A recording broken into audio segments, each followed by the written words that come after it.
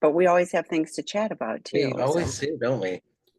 yes, yes. I was writing. I don't often do it, but every now and then I volunteer to write a blog. And one of our podcasts is overcoming betrayal and addiction. And I was specifically writing about that. And and the it's the persevering through. It's not that the wounds all go away. It's being intentional about choosing healing and hope rather than getting stuck.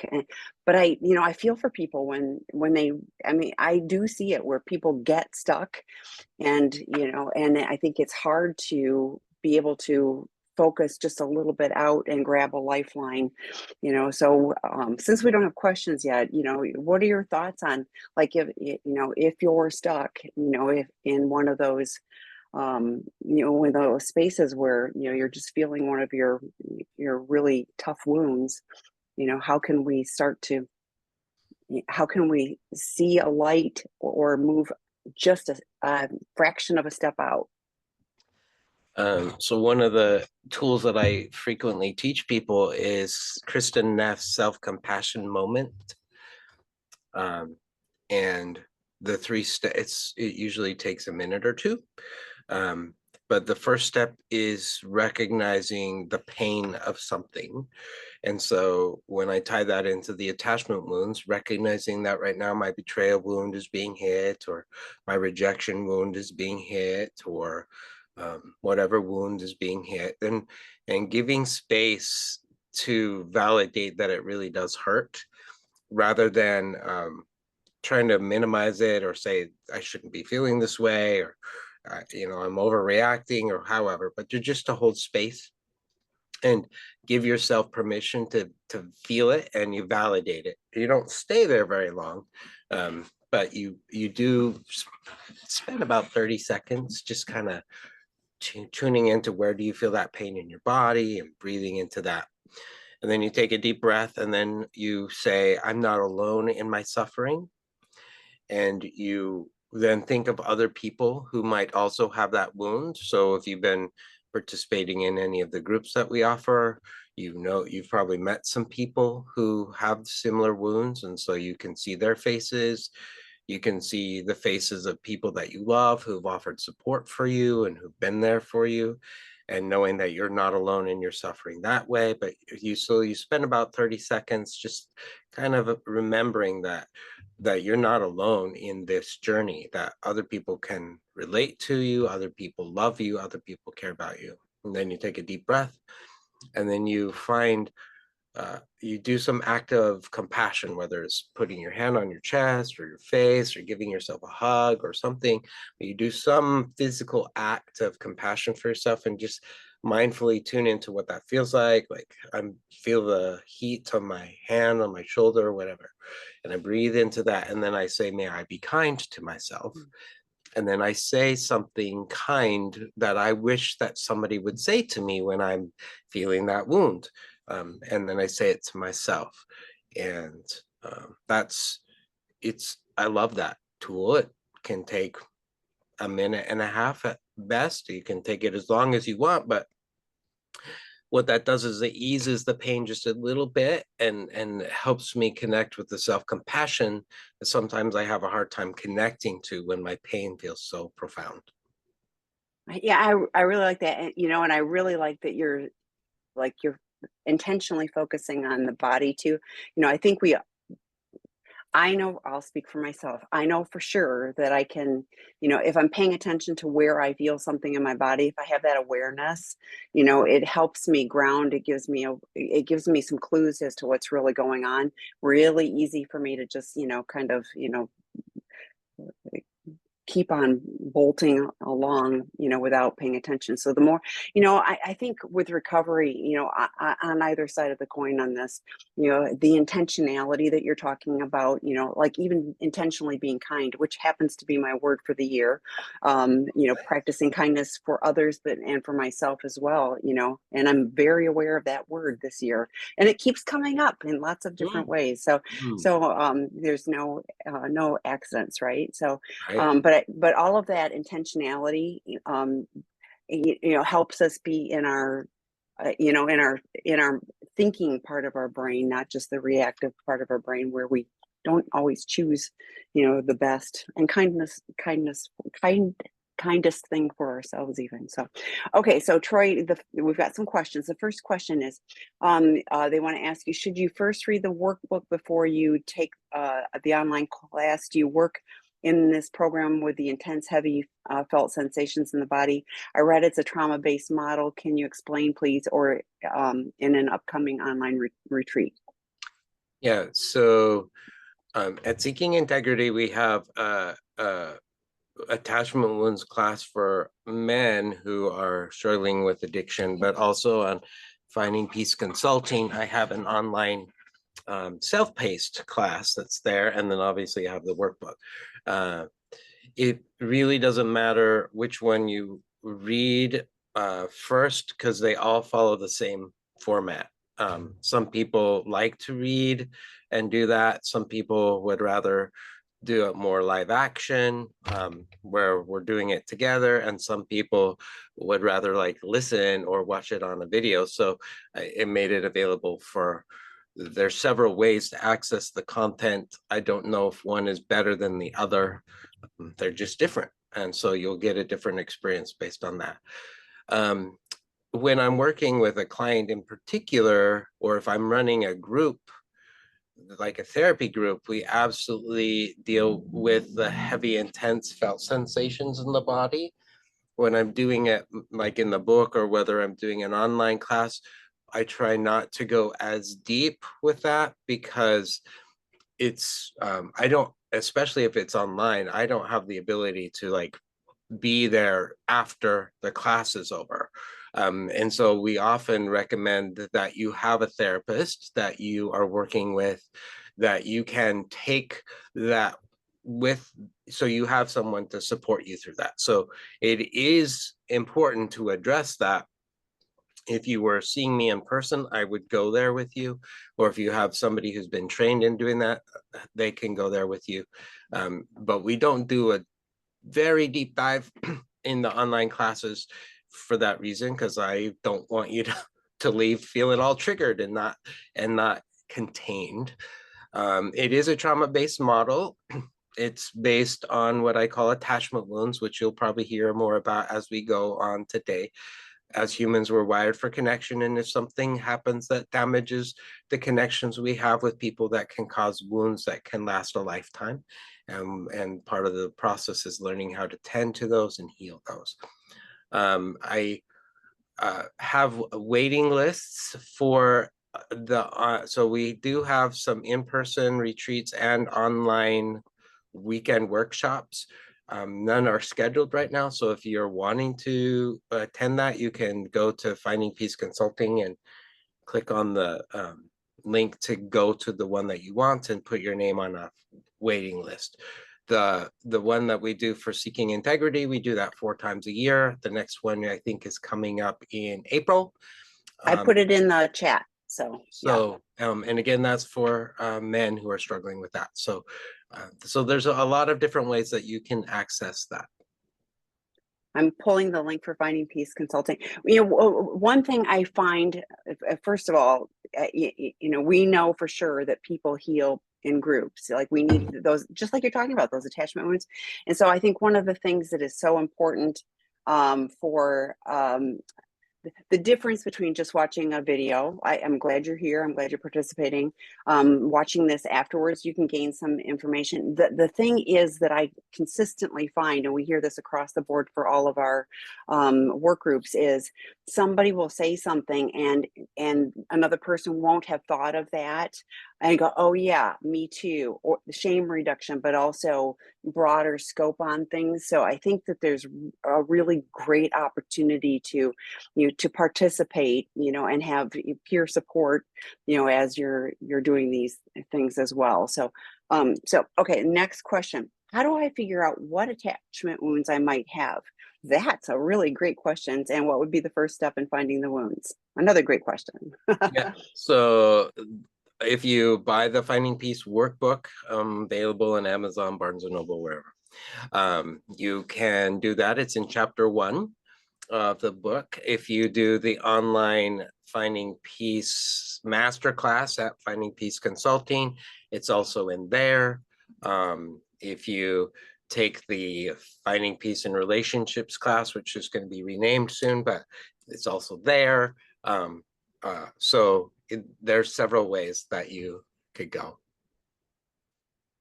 Well, and here's the deal. I went to his in-person retreat. Guess what? I knew going in, I had certain ones, like and like I would own those. And then there was one I really didn't want, and found out that that's how one of the ways that things show up for me. And so opportunity. So I'm telling you this only because like it's great information. And one of the things that has been a gift to me with all of this is I learned that I have a kind of a massive abandonment wound, and the ability to go, oh, it's getting poked. Like I know that here now. It isn't like, oh my gosh, and I could go there, but I can go, oh wait, there's my abandonment wound, and I can choose to do something kind for myself, and not have to slip into that that darker place. So the exploration is worth it, because that information and the ability to choose to act differently has been really meaningful in my life, and I know that's true for countless of other people too. So I did put the Finding Peace Consulting link in the chat as well. So the online work group, you can click on that and sign up at those, all of our work groups. And Troy, has one, but we have Betrayed Partners and Sex Addiction 101, Out of the Doghouse, Healthy Intimacy, like bunches of different things. Eddie Caparucci's Going Deeper, or Why Men Struggle to Love. So those are all selections. They are typically 6 weeks, except Going Deeper is 12 weeks, because Dr. Eddie has enough kids in his inner child that he needs all 12, but they're 6 week, 90 minutes per week, live facilitated. There is homework, there is structure, there's connection. They're low cost. Check them out. They can be part of your journey, as well as these supplemental things as well. So. One last thing. Oh, please. About that. If you go to Finding Peace Consulting, you can also sign up for the free Phoenix Rising 5-day challenge, which is another way of getting in tune with the 6 attachment wounds, and that's free. And you'll get an email every day that walks you through the model.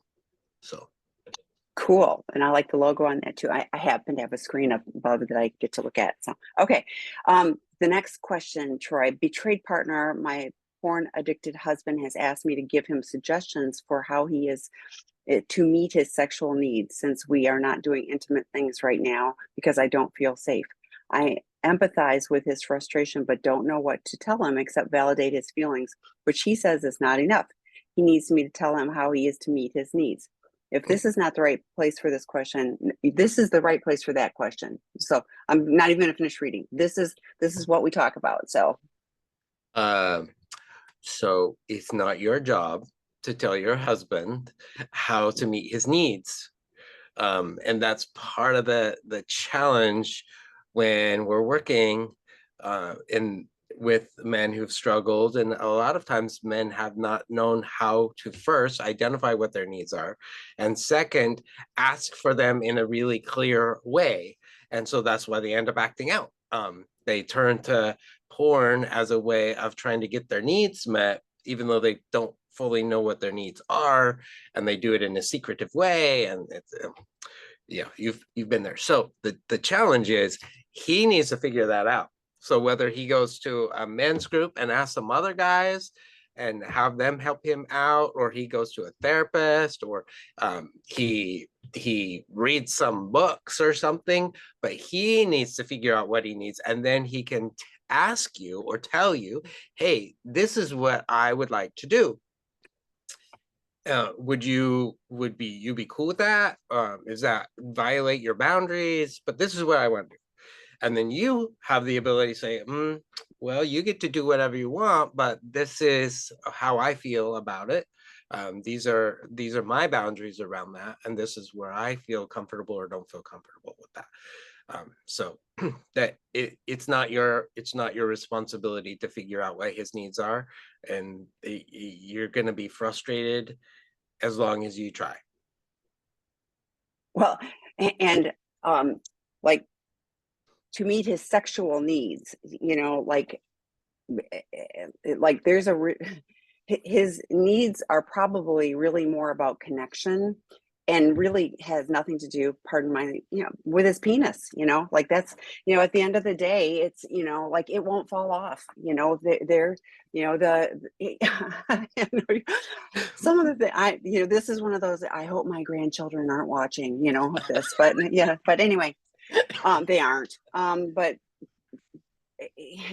like this is like so manipulative. That's what I have strong feelings about this. So this Mhm. feels really much. Well, I have sexual needs, and therefore you need to figure out what the plan is to meet my sexual needs. And I'm like, no, the needs are for honesty in the relationship, connection. Like the 90 days of no sex, no masturbation, no porn. I mean, all of those things. I mean, what are his inner circle behaviors? I did put the Porn Addiction 101 online work group starts again March 12th.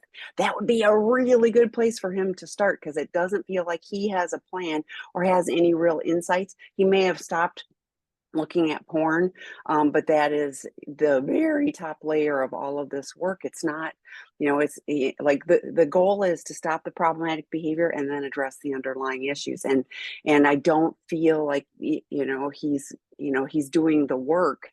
And in fact, I know he's not because he's putting it on you. You need to tell me what the plan is, and to meet my needs rather than going, gosh, I understand that my problematic behaviors have been hurtful to you, and can we discuss a plan, and here's the actions I'm taking in order to be a person on a different path. So oh, here's one more thing. I will find the link to the betrayed partner work group started last week Wednesday. I've added several people to it, but there is still room. We'll offer it again in April, but it's not too late for you to join that. You can email me, Tammy, Tami, at seekingintegrity.com if you're interested in that. But I'm so glad you're here, and thank you for asking that question. It's the right place to ask. Okay. Next question. PA here. Been physically sober for about 9 months. The reason I specify physically is because my partner and I have identified fantasizing as a form of acting out, and admittedly, it's something I struggle with. I feel that I'm very disciplined when it comes to any physical forms of acting out, but I feel like fantasizing and objectification are the final bosses of my own recovery journey. Navigating through responding to intrusive thoughts is something I've been working diligently to do these days, but I just am wondering if you have any advice on this. And yes, he does. So when you identified objectification, which is a form of fantasizing. So we take a look at what objectifying is. It's turning a person into an object, whether I'm turning them into a tool to use for my own well-being and pleasure, or I'm using them as I see them as an obstacle in my life that I wish they would get out of the way, or I'm seeing them as irrelevant. And so if I am doing that to somebody, even if it's my partner, what that's an opportunity for you to become a little bit more curious, because I'm hearing the moral incongruity of saying like this doesn't feel right. I know that this doesn't feel right, but I keep doing it. So you begin to be a little bit more curious, and so thinking, okay, what is it that makes me want to turn my wife into a tool for my own personal pleasure? What are the belief systems that go along with that? And I would imagine that there's a sense of powerlessness, like I can't get I can't have a wonderful sexual experience with my wife if I don't see her as an object. I can't tell her what I actually want, him, her. I can't tell my partner what I actually want because it probably will be rejected. And so I'm going to go into my head and I'm going to fantasize about all of that. At the root of all of that is usually some kind of trauma based experience, or a curiosity that I feel like I can't share because of a trauma-based experience where I got in trouble for suggesting such things. So part of that is doing a deeper dive. A lot of CSATs do the sexual template type of thing. Is like, what is it about that template that I keep being drawn to, and understanding that underneath that is some deeper stuff. And so I love that you want to stop the behavior. That's great. What I would recommend is that you either work with a therapist or your wife or someone and dig deeper. What's underneath that? What is going on that's driving me to keep doing that? Yeah, just like we were talking about a little bit ago with being intentional, it's like, yeah, in the moment, what is happening and paying attention, the body sensations, but boredom is boredom, stress, like there's all kinds of things that are problematic for addicts, and the desire to escape, which is exactly what I hear. I'm escaping because I'm going to this fantasy and objectification place, and numbing out, etc. I don't know what your 3 circle plan looks like, but I would obviously think you're in that middle circle, and what can you do that's in your outer circle when you recognize that.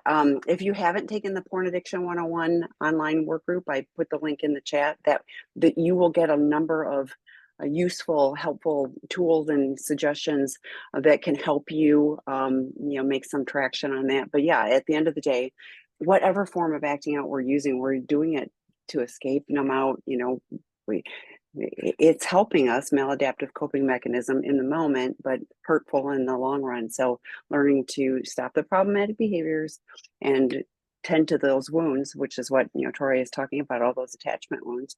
That's how we start to make progress. Okay. Next question. How can I really know if I can be a version of what my spouse is looking for in a relationship if my whole life I have been living in an immature, blinded person due to addiction? I truly don't know at this moment if my recovered version will be the one my spouse will like and feel safe with. I feel like I don't have I feel like I don't have an authentic personality yet to let her know what type of person she will be staying with in the future if she decides to stay with me and watch me get into recovery. I'm currently with a CSATs and 2 months sober from pornography. So what sticks out to me is I don't want you to be the version of what your spouse is looking for in a relationship. I want you to be the version of yourself that you can be proud of, that you can look in the mirror and feel like you are in integrity, that you are aligned with your values, that your behavior matches what you say, and that you are honest and all of those things. So that's one of the it's one of the reasons why a lot of guys get into recovery is because their wife told them, or because they know that their wife is mad and they want to, and that's great that if that gets you in the door. That cannot be the thing that's going to keep you in recovery, because if you're doing it for your spouse, that's not enough traction for it to be sustainable. And then there can also be resentment that builds, because as you start to change and your spouse doesn't trust that yet, then you get frustrated about why can't they see that you've changed so much. So I love that you truly don't know what your recovered version is going to look like, because you've never had a recovered version of yourself. So this is going to be an adventure for you. And at the end of the day, if you're healing and you become that man that you want to be, your partner may think, oh, finally, that's great. Or she may say, I'm out. So there's no guarantee that you staying in sobriety or doing your recovery is going to keep your wife in the relationship or your partner in the relationship. So there's no guarantee with that. What there is a guarantee about, though, is that you will be better in your skin. You'll learn how to communicate better. You'll learn how to state your needs better. You'll learn how to have more empathy. You'll learn how to be more honest. And that's the kind of thing that most people are attracted to. At the end of the day, there was something about you that your spouse loved and was willing to put a ring on their finger for. And even though you were immature and maybe didn't know a lot, and maybe you didn't even understand what was happening, there was something about you that your spouse loved, and there's something about your spouse that you love. So that's not going to go away. Part of that is becoming the best you want to be. And when you connect with your truth and live your truth, that is what's going to really shift the relationship with your spouse. I love that you were talking about that. And I also feel like this is like future tripping. Like you are 2 months in, you are so early in this process, with all due respect. Great. You can pick up a 60-day chip. Great. And you are so early in this process. And like you're saying, I've never been, this person. And now there's this, like if somebody had told me to tell them what I was going to be like in recovery, I would have gotten it completely wrong. I could, first of all, I couldn't have imagined that I could live in integrity. Like that wasn't who I was, and like it's really an important thing to me now. So, if I'm doing today what I need to do and I continue to do that, I have grown and changed. And, I can assure you that there's no arrival like this, almost like I'm at some point going to be this person and I'm going to have arrived. We don't, this is a journey. The two of you can be on this journey together, and you can both grow and change and grow and change. And the more you become a mature and trustworthy person, the more your partner can go, oh, this person is becoming more that. And wow, is that appealing? And I'm willing to, continue on this journey together. Not perfectly. But the other piece of it that I hear in this is like, why should I even try? Because like I can't be that person, and I don't want you to give up. Like I want you to know that the journey's worth it, and you will. You will be able to see that you're making progress along the way, and you can go, I appreciate that. I'm still willing to do more work, but gosh, I'm starting to shift and change, and I don't have to, hide and lie and, keep secrets. But I would invite you to give yourself some grace, be kind to yourself, not let yourself off the hook. But, true recovery, like if you're doing the work, it's like a 2 to 5 year, till it's solidly interwoven into who you are on all aspects of your life. That's if you're doing the work. So, but that doesn't mean you're not changing along the way. So I'm telling you, there's hope, but like you are very early in this process. So again, you guys chose each other. So choose today, to do the things that you need to do to show up differently. And it will be meaningful to both of you. Okay, so this is a great one. Do you guys know this? When entering menopause and healing from attachment wounds, I feel more sick and sensitive. How can I combine this? Such bad timing. Of course, all the hormone. I mean, like this is, in fact, okay. Here. I'm gonna jump on this one just a tiny bit Because I really don't know anything about menopause. well, but here's so there. I love this. There's apps that you can track your cycle, women here, and like there's research. Like yes, of course, there's things happening, but having that information and just it's normalized. Oh, this is what's going on. Be kind to yourself. Yes, it's horrible timing. There's no good timing for all this stuff. And be kind to yourself and go, I'm probably a little more reactive, in this moment because of that. And what can I do to ground myself in this moment and take care of myself? But there's apps for tracking this, cycles and all of this. And I love that because, like there are a lot of therapists. We were actually talking about this in the Betrayed Partner retreat. It's where I learned about it. We have another one coming up March 8th through 10th on seeking integrity, healing, amazing. But to be able, therapists were like, hey, track your cycle because, if you're noticing at a certain point, you are more reactive and you need to do more self-care so that, things don't spiral. Great. It's just all good information. So yeah, I get it. And, whatever you need to do, see, natural hormone replacement therapy could be. I'm not a doctor. Go, tend to yourself physically, and just be kind to yourself, whatever you need to do to nurture yourself. So, but yes, and then the attachment wounds, it's just annoying. So, Absolutely.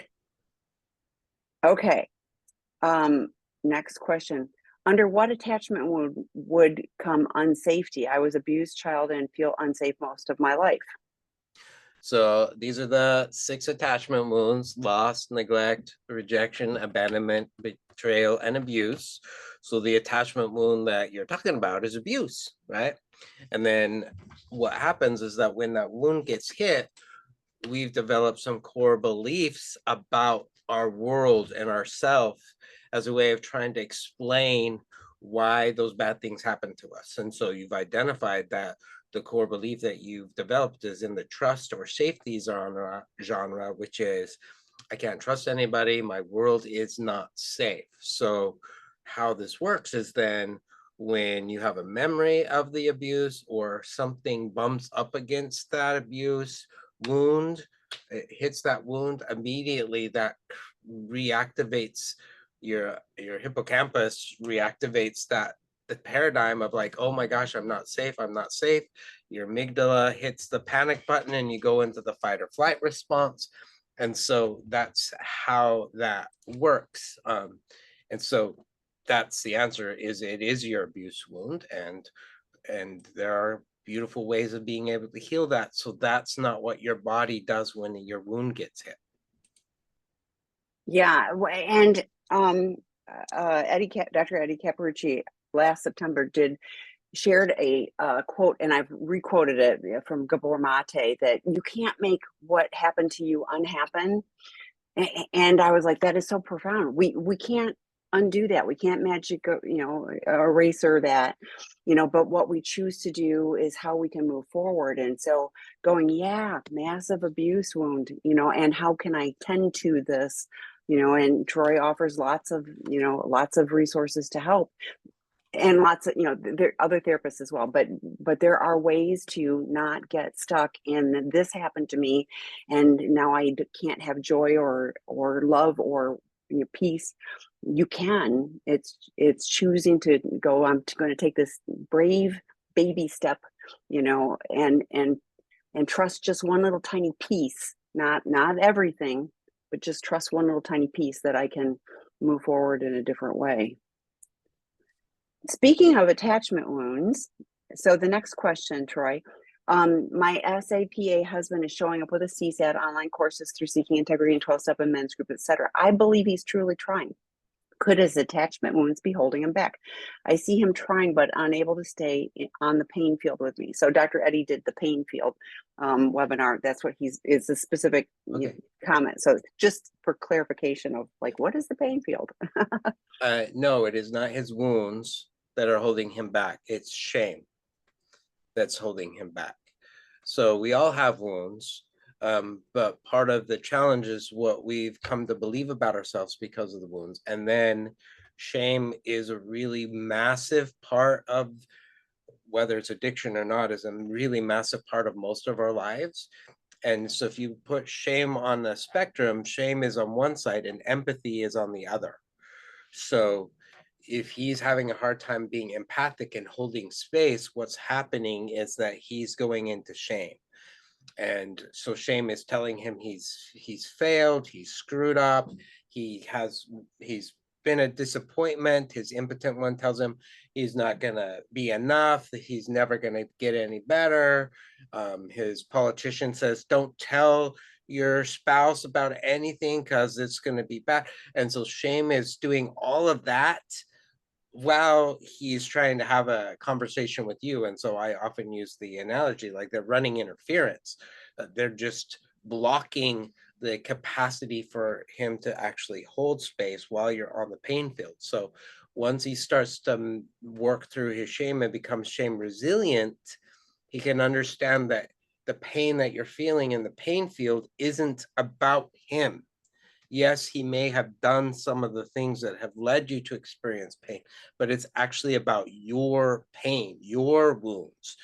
and he can understand like, oh, it's like you literally are on the war field and your leg has been blown up, and I can go into, oh my gosh, I'm such a horrible husband, I suck, I'm never gonna, or I can say, oh, your wound's bleeding, let me do some things to help take care of your leg, that's so we can get off the pain field. That's how that works. But shame will hijack it, not his wound itself. And I don't know where, I'm glad he's doing all those things, that, and that's great. And just remember, like, this is a journey, and uh, and if he starts making little steps and you go, oh, that's, I'm seeing some progress, that, there's hope.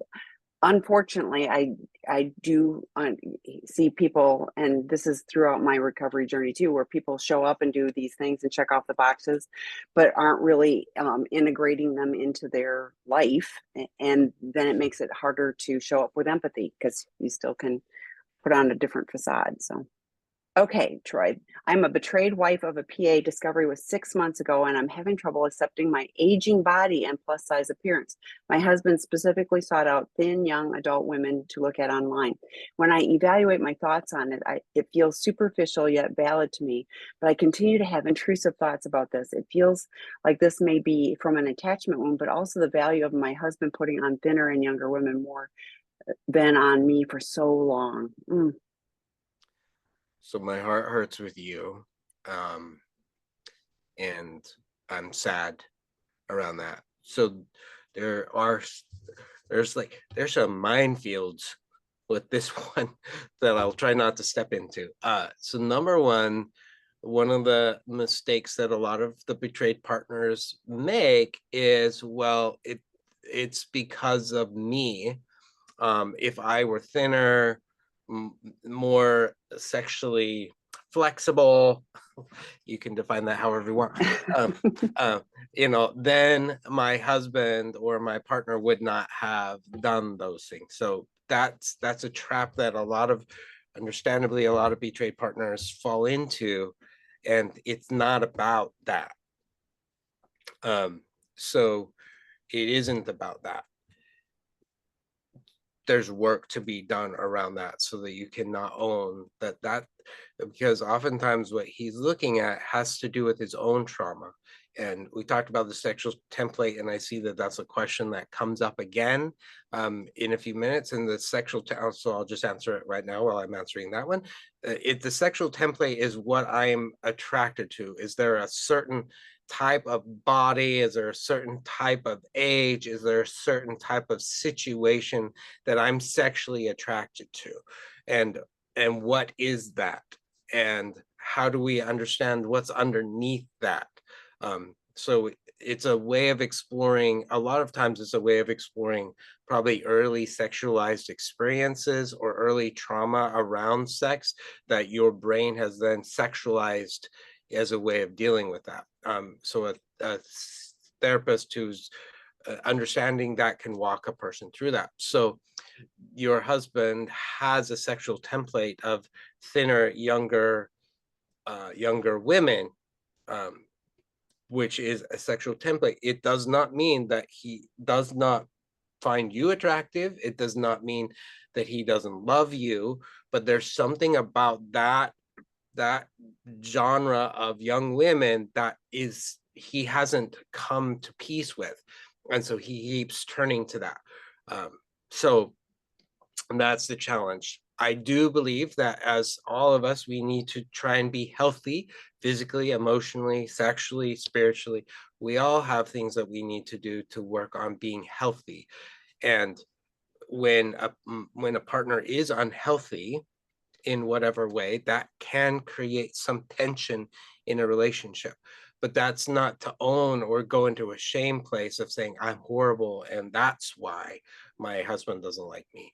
So it's a little bit of a nuanced minefield to go through that. But what his stuff is really doesn't have anything to do with you or whether he finds you attractive or not.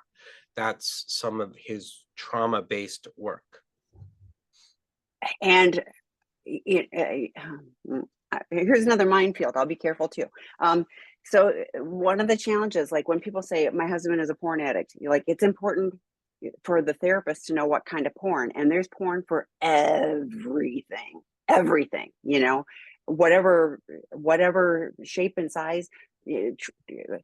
Get lots of people reaching out because their husbands are into transgender porn, you know, like, but you know, and, elder erotica. I mean, like, there's all kinds of stuff, you know, and so it's one of those where, like Troy said, it's not about you, nothing you did or didn't do. And yes, you know, it's, you know, what do I have control of? It's me, my actions and reactions. And, you know, I can't tell you how many people have, you know, run out and had plastic surgery because if they got to look like that certain image, then their husband or partner, whatever, is going to, you know, and that's not, still not the case. And so this is still not about you. And lots of people, you know, I'm not saying anything negative against plastic surgery, but you know, if you're doing it to change to be an image like that somebody else you perceive is going to then, you know, want you, you know, it doesn't work. You know, ultimately, you know, it's his job to work on him, and you are 6 months into this process. And yes, grieving the loss of, you know, the relationship you thought you had, and all of those things are true. And you know, owning that you know, you are a person of a certain age, of a certain shape. You know, we all have stuff, and the more we can learn to just appreciate that our bodies show up for us. And every day I saw an image yesterday. I was looking at some stuff, and I loved it because it was, you know, it was a woman who had taken on, and she did images, and the message was about, you know, I am strong in whatever shape. It was not about, I don't have to look like society demands or whatever. You know, I'm going to own my body for what it is for me, how it shows up for me, you know, the strength that it gives me to do what I need to do on a daily basis. And you know, and I was like, thank you. You know, that's, you know, that's what we really, you know, this is the only body I have. I'm taking care of it from a health standpoint. You know, how it looks is the package it's wrapped in, but it's really, you know, it serves me well, you know, to do the things I like to do. So, okay. I've been married to a PA for 12 years. D-Day was roughly 3 months ago. I thought we were making progress. Him in sobriety and professional support, 12-step sponsors, CSAT, books, podcasts, and with me understanding that he has a problem and it's not a reflection of me. However, he recently emotionally dumped on me and admitted to having touched my bottom while I was asleep and acting out while in bed with me. How do I heal the wound of having my physical body betrayed in addition to all the hurt? I've recently started EMDR for the initial discovery, but everything seems to be adding up. So I'm sad that this is happening, and I can understand that that really activates that betrayal wound that you have. It seems like you have started the work about 3 months ago. I'm guessing that he hasn't done his full disclosure yet. If he's working with the CSAT, that will be one of the steps that he's going to do. And in that full disclosure, he's probably going to share some other things that you didn't know about that are going to be hurtful. So on one hand, I'm hearing that he's trying to be honest and trying to share with you what he's done, and it's hurtful. It's hurtful for both of you. I'm not trying to minimize your hurt. It's hurtful for both of you. So recognizing that that hurt, recognizing that that was a violation of your body, it was done without your consent. That can be considered abuse. It absolutely is considered betrayal. And so I love that you are seeing a therapist and doing EMDR for you around that. Part of that is having a discussion about, like, what are your boundaries around that in the future. I don't want you to do that. That is a line that I cannot handle. So can I have your agreement that you're not going to do that again? So having your boundaries around that, talking to him about like how that made you feel, trying to help him maybe express how he feels about it, because he might feel ashamed about that, and giving space to be able to talk about it and use that as a healing opportunity instead of something that's going to be a dagger in both of your hearts as you move forward. Hopefully your therapist is also familiar with the disclosure process and can hold space for you, because it is hard to hear the things that the addict shares in a full disclosure. And so knowing that you're not alone and they have tools to hear that is going to be really beneficial for you in your healing. Yeah, and I'm with you on this because but these trickle disclosures, are so painful. They're without any kind of protection for you. There's no thought into what it was shared or how it's shared. It's usually oversharing, and I can only imagine that you're thinking there's more, and there likely is. So him working with his CSAT, you having the support with your therapist, and having a plan and hopefully a scheduled date, for not too far down the pike, for a formal therapeutic disclosure, just so that you've got a container for that information. I love that you're doing EMDR.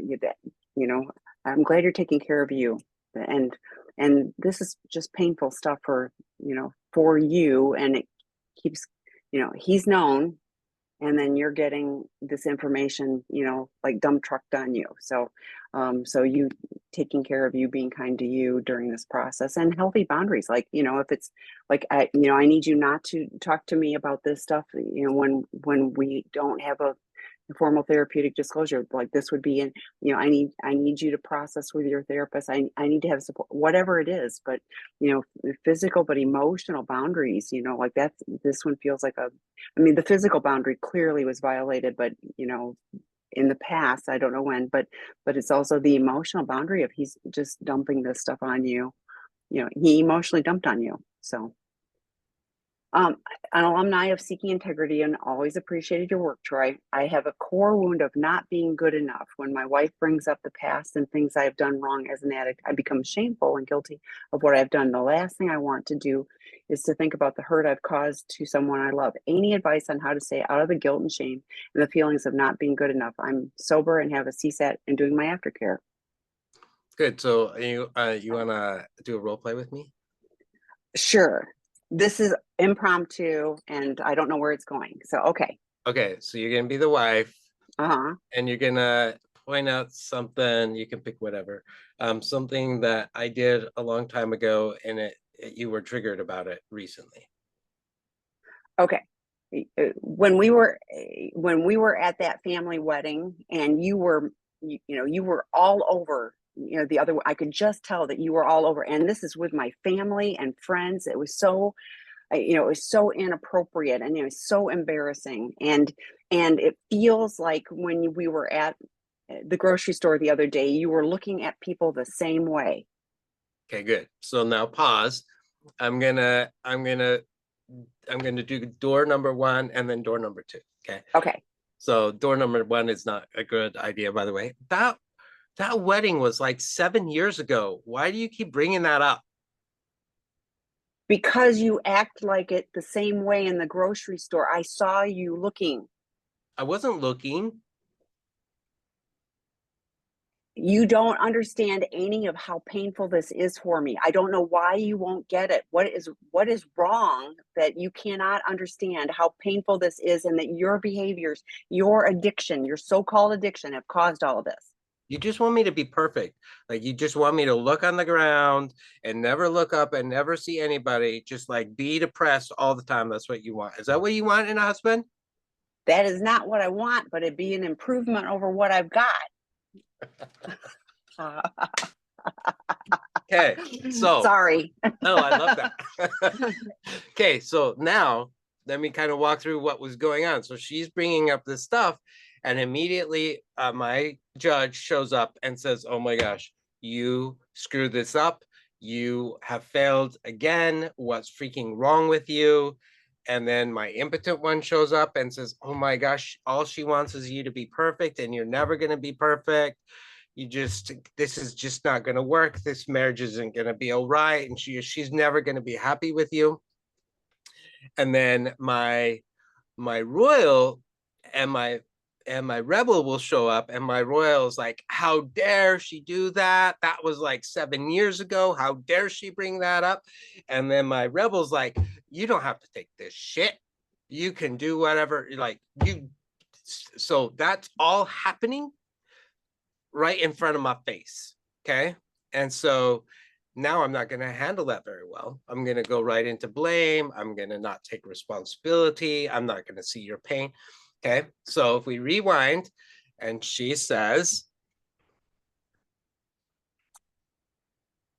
You want me to start with I saw you looking at the grocery store and yeah, okay, yeah.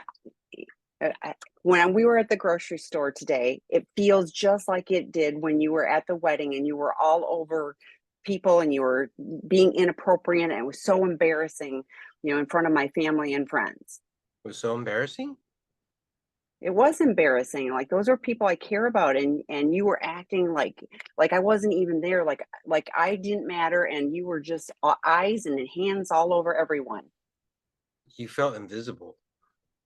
I felt invisible and and hurt. And it sounds like it was really scary. It was scary. It was, yeah, yeah, and you weren't there with me. You were there for you. And so at the grocery store, it feels like I wasn't there with you there either. Yes, I felt like you were not with me. You were scanning the room for your own purposes. And you're feeling really alone. And it sounds like that was really terrifying again. It was. I thought we were making progress. I thought you were doing your work. And in that moment, it just all evaporated. So you're so in that moment, like it felt like all the progress that I've been making kind of blew out the window, blew up. Yes. And I feel like we're back to square one. Like how can I trust if I go to the grocery store and this is going to happen? And you're really worried that you're not going to be able to trust me again. Yeah. Yeah. I'm not sure if I was looking at anybody in particular. I don't remember looking at anybody, but if that's what you saw, I can hear that that was really triggering for you, and I want to own that that had to hurt, and I'm sad and I'm really sorry about that. I am committed to you, and I want to show you that I care. I want to show you that you are the most important person in my life, and I'm really grateful that you brought that up and tell that with me. The last thing I want you to do is feel alone. You've been feeling alone for so long, and it makes me sad. So my gut was clenched when I was just playing the role. And as he was talking, like everything just settled down. And I was just playing a role, but like I was completely in it. And, like, this is just terrible, all of that. And like, I was like, oh, wow, he's heard me and he's showing up for me. And this is different than the guy that was at the wedding 7 years ago, like completely different, so I would really encourage you. But I was thinking when you were talking about like everybody showing up, I was like, wow, we got like a whole, carnival of, all the voices, going like it's a lot of noise. And for you Absolutely. to be able to stop and be present and go, I'm not going to listen to all of those the cast of characters that are trying to keep me safe. But Mhm. I care about this person in front of me, and I'm going to show up differently. I mean, that takes intentionality. Right. And so that's part of what we do when we're shame resilient. So the practice that we do, you might have gone to the drop-in groups on Fridays. The practice that we do is we start to learn how to notice when these shadows show up, and I began to be able to start putting them at arm's length myself, because they show up all the time. And so then I'm able to say, like, this isn't about me. This is a mantra that I try to teach a lot of the guys that I'm working with. This is not about me right now. This is about my partner's pain. It's not about me. It's not me and a schmuck. This is about their pain. How can I hold space for that? And that's where the power of empathy really plays a beautiful role. Somebody said we just role played their life. So hopefully share this and see if you can role play the other way. So the next one, Troy, I'm the betrayed partner. We're separated for 5 months now, and my husband is not willing to do recovery work, and therefore slipping all the time. I feel like I just can't stop checking the accountability app to see what he is up to.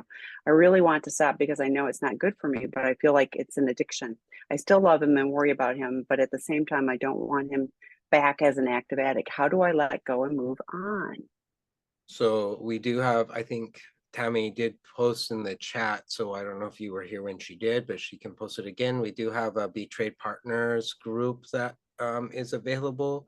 What you're going through is very common thing that a lot of betrayed partners do. They do it because they're feeling so afraid that they feel if they can just tighten that grip, they can just have a little bit more control about what's going on, checking the accountability app, all that stuff. It's going to help them feel safer, and it never does. It actually makes the anxiety through the roof. And it does become a very addictive thing, because in that moment there's that dopamine hit for you too. And so being able to work through that with going to a group or watching some of the other webinars where there's some tools to do that is going to be really important for you. So I would check those resources out. Yeah, I did post. Debbie Allen did a great webinar. I think it was June of last year, but don't hold me to that. But she talked about a 3-circle plan for betrayed partners. And the inner circle, like just like we ask addicts to have a 3-circle plan, and the inner circle is the things that we, would call a slip or a relapse for an addict. For partners, it could be that I'm focusing on, what that person, you've got no control over what that person is doing or not doing. And this is stealing the joy of your life. You are focused on that you've got no control of. He doesn't want to be in recovery. So you hoping that he'll change. And in the meantime, you are losing the gift of the present, that you have. So I would invite you to, yes. Here's another thing. And I'm going to put this in there too. The Empowered Women's Retreat, huge. I mean, I can't even express how much clarity women had that joined us. And it wasn't about leaving or not leaving. It's the clarity of what they need to do for them. Women's retreat. I will finish there. So you're not alone. And just think about this. We're in addicts. We're asking them to stop the problematic behavior by, like, don't go look at the porn. Okay, so pretend that I'm not saying you're an addict, but pretend that looking at that app, the tracker app, delete it from your phone. Like pretend that is, your version of porn. Do you want to keep, looking at that? Trust me, you don't. Like, you don't. Okay. My PA, who's never been in recovery, told his friend, not me, because he never talked to me in the 11 years of our marriage, that I repulse him sexually. Would this be because of all the years of porn, or for him resenting me? I have never told him that I know this, yet he says he still loves me. How can I repulse him and yet still love me? Well, he can't. So there's some deception going on somewhere. If he's telling somebody that he's telling somebody outside of the relationship, his friend, that you repulse him, and then his friend tells you, and then your husband's telling you that he still loves you, like something's not adding up. And I can't remember the exact quote that Sherlock Holmes says, but when you look at all the evidence, then there's your answer. I should know that better because I love Sherlock Holmes, but You're gonna go look it up after this. I totally am. Anyway, so that's the challenge, right? And it sounds like you haven't talked to him about that. What is it, because of his porn? What porn does is it wraps, like, it destroys our sense of reality. It destroys how we feel about ourselves. It destroys how we see other people. There's a beautiful documentary that they did a couple of years ago. If you go to brainheartworld.org, it talks about what porn does to the brain, what it does in relationships, and what it does to the world, especially with sex trafficking and all those things. So, so the bottom line is, I don't know why he would say that. If he's been doing that for a really long time, his brain is not right. And yeah, you can't have both. Yeah, and to me, like, so here's a little bit of it. The why is, well, you know, Dr. Rob and I talk about this all the time. The why is of interest, but it's not really the most critical. To me, it's like, how are you taking care of yourself in all of this? What healthy boundaries do you have? You know, and I feel like you've got this knowledge that he has said this stuff, you know, but there's not even communication about that, you know. So working with a qualified professional, you being able to say, you know, this is what I've heard. Now, remember, addicts lie. So I always say it's really what actions are happening. What is he doing for his recovery journey that would be more telling than what his words are saying? You know, I had two situations already this morning where, you know, it was like the addict was saying this, and I was like, and one of my, like, I was like, I know the therapist, and I was like, that is, you know, it was a partner, and I was like, that is so not the case. I know that therapist. I know for sure, like, you know, like, I'm not a gambler. I would bet $1,000 on that one because I know for sure that is the case, you know. You know, but the addict was lying to the partner about, you know, oh, she won't, you know, my therapist won't do formal therapeutic disclosure. I was like, in fact, I think Troy's done one with that particular therapist. So, I mean, it's just ridiculous. So this is more about healthy boundaries for you. What are you doing to take care of yourself? And, you know, and that would be a huge thing to me, to think my partner is saying they love me, but they are repulsed by me. Like, that would be something I would want to bring to a qualified professional, you know, to discuss. Okay, last question. Um, how can I protect and defend myself from my spouse's passive aggressive behaviors, like pulling a chair away from me when I did not know he was doing that? When I fell, he did not try to break my fall by reaching out to catch me, and he did not help me get up. He stood there watching. He frequently makes me crazy when he becomes angry, and he speaks. We get into an anger spiral. Um, I do not feel he validates me. He has never made amends in 26 years of marriage without my having to tell him to do so. My heart hurts for you. That's abusive behavior, to be honest. Um, and you're asking how you can protect and defend yourself. There's a couple things that come to mind. Number one, go find a therapist who can help you sort through some of that stuff. This is going to sound maybe a little strange, but like, go to a women's self-defense class. It's more than learning the techniques to like beat the bad guy up, right? That's not what it's about. It's learning how to be in your body and be able to know how to deal with it when something aggressive is happening. So if there's a self-defense class, like it may be at a karate gym or a jujitsu gym or something like that, I would recommend that you go check that out, because you're going to need to be able to step into your power, and figure out how you want to deal with stuff like that. But unfortunately, that's really abusive, and it makes me really sad. Yeah, you can't control him. Like, like, this is not passive aggressive. I mean, that's just aggressive to, like, that's physical, you know, and not. I mean, you can get hurt, like physically hurt. But we get into an anger spiral that you can have control over, because you can just not participate. Like, you know, I always say it's the negative two step. If, you know, he does this and I do this, and we do this and then we do this, you guys get into an anger spiral. You know what? If you stop, just, you know, you like, don't participate, you know, then it doesn't get into an anger spiral. You don't have control over him. But this is scary to me, like really scary, that he is willing to physically hurt you, like do things to let you be hurt. So I worry about your physical safety, you know, as well as, you know, all the other aspects of this. So scary. Okay, thank you all. And you saw that somebody typed in the quote for you for I did. that. Thank you, Yeah, so Karen. yes, That's awesome. yes, so it's all good. So the recording will be posted on our website later today. Join us again. Troy will be back the 4th week of March for this webinar, but you can see him guys on Fridays and alternating Thursdays for the trade partner females on our site. So join those. Thanks everyone. Great to see you, Troy. Thank you. Bye.